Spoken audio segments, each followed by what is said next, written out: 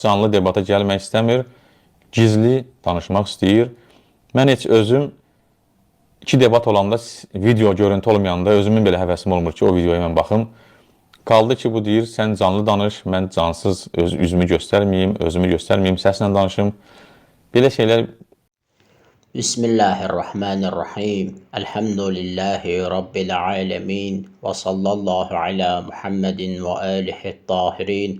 Və la'nud daimu ala a'daihim ecma'in.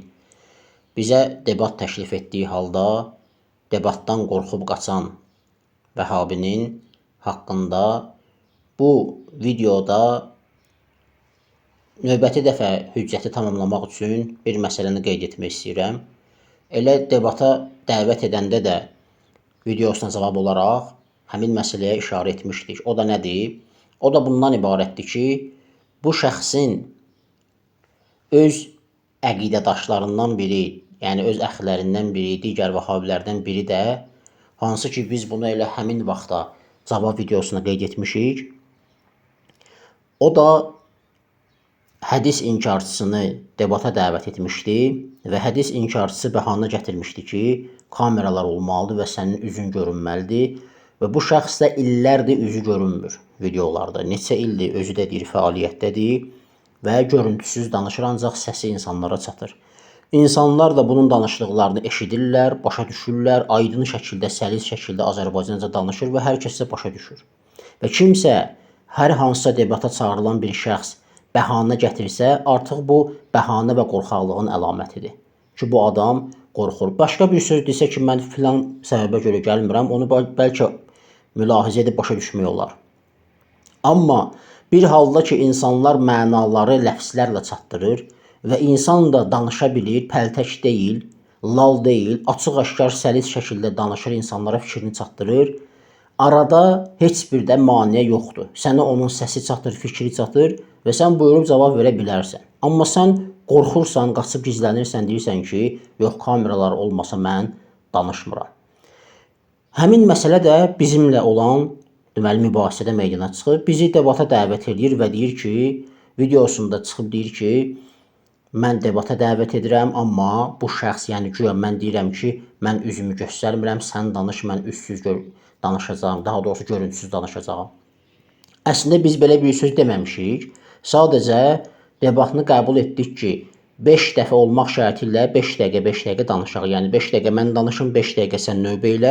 Hərəmiz 5 dəfə danışaq, cəmisi olsun 50 dəqiqə, çox uzun çəkməsin. Həm özümüz yorulmayaq, həm qulaq asanlar yorulmasın. Nə də geriyə qalar məsələlər növbəti hələqələrdə, növbəti dəfələrdə davam edərik. Yəni bundan əlavə də başqa bir şey istəmədik. Və növbəti dəfə gördü ki, bəli, biz bu debatı qəbul etdik, başladı ki, yox, mütləq üz görünməlidir. İkinci dəfə atdı bu söhbəti ortaya.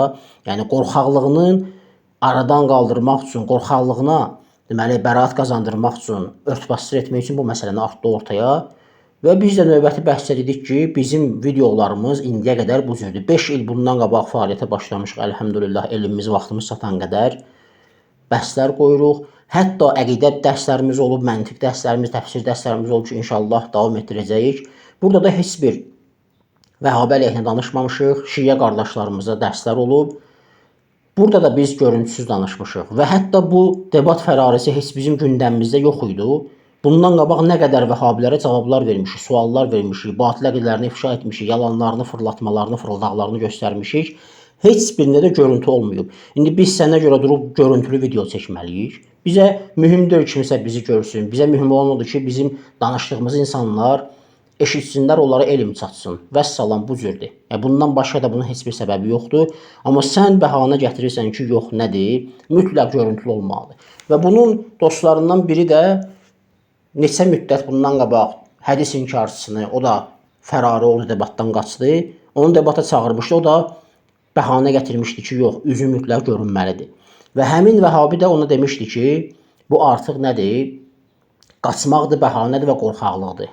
Niyə? Çünki mən illərdir görüntüsüz danışıram, dərslərim bu cür, dəvətim bu cür olur və bu sənə görə meydana çıxan bir məsələ deyil. Eyni sözü də biz deyirik. Gələcək deyərkən Elşad Mirinin debatla bağlı siz Elşad Miriyə debat təklif etdiniz, onu debata dəvət etdiniz və o da bu dəvəti qəbul edib, amma müəyyən şərtlər çərçivəsində, hansı ki bu şərtlərlə mən bugün maraqlandım, Elşad Miri ilə də əlaqə saxlamışdım.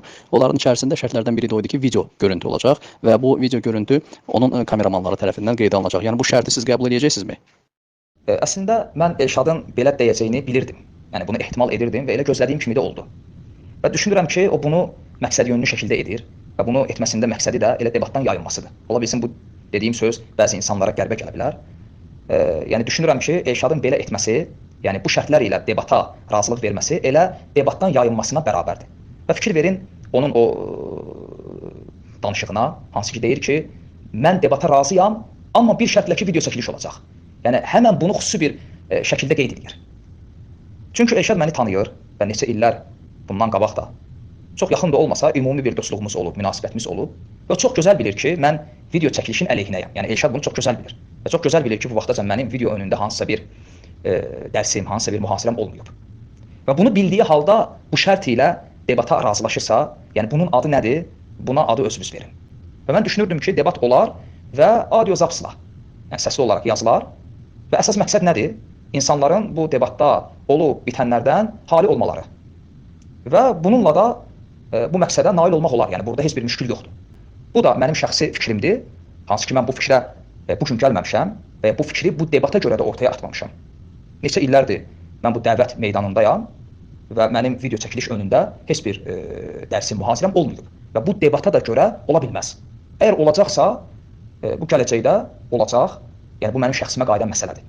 Amma bu sırf bu debata görə mən heç vaxt bununla razılaşa bilmərəm. Və əslində bir məsələni də qeyd edeyim ki, illər əvvəl Əhlüsünnədən olan, hansı ki onları Vəhabilər Əşəri adlandırırlar, Əhlüsünnədən olan ilahiyyatçılar Vəhabiləri debata dəvət edəndə hərəsi bir bəhanə ilə aradan çıxdı. Biri dedi ki, yox, bunlar cırtdandılar, biz cırtdanlarla debat etmirik. Biri dedi ki, bizim əqidəmizə görə bidət əhli ilə debat eləmək olmaz, bidət əhlini dəvət eləməlisən, onu başa salmalısan. İçlərindən biri də qayıtdı dedi ki, və onun dediyi daha çox, belə deyək ki, qəbul edilməlidir əslində. Niyə görə? Ona görə ki, bu şəxs çıxdı dedi ki, biz fəaliyyətimizə davam edirik. Yəni, sən danışırsan, biz də sənə cavab veririk. Cavabın var, buyur ver. Yoxdursa, cavab verə bilmirsən, başlayırsan ki, debata çağırıram və s. Biz də heç kəsi debata çağıran deyilik, əhəmiyyət vermirik. Çünki bilirik nə deyəcəklər, nə mövzuda nə danışacaqlar. Özlərindən təzə bir şey uydurmayıblar ki, bunların dedikləri məsələləri mən bunlardan da daha çox, bunlardan da qabaq, bunların müftilərindən, kitablarından olsa oxuyuram, bilirəm ki, hansı mövzuda cavabları nədir və onların cavablarının da cavabı nədir. Yəni güya bu ortaya çıxıb nə edəcək? Elə həmin sözləri deyəcək də.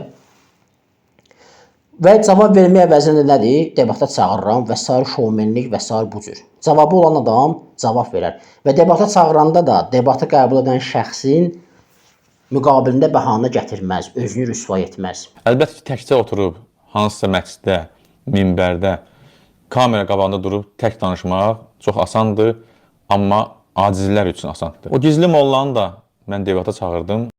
Kişi münazirəyə dəvət edir. Sən, qardaşım, münazirəyə dəvət etməyində ol. Cavab verə bilmirlər. Cavab verə bilmirlər deyəndə cavab yoxdur yəni. Elə ki, söz tapmırlar, qalırlar belə, cəmaata nəsə demək lazımdır. Onda deyirlər ki, biz səni münazirəyə dəvət edirik. Sən dəvət etməyində ol, biz də öz işimizdəyik. Əgər cavab verə bilirsənsə, çıx cavab ver. Cavabın yoxdursa cavab vermə və salam. Publika işləməkdir.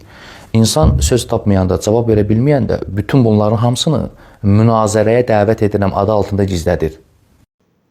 Və inşallah Teala bu şəxsin, həmin debat fərarisinin öz videolarının birində qorxaqlığını biruzə verməsi məsələsi də var.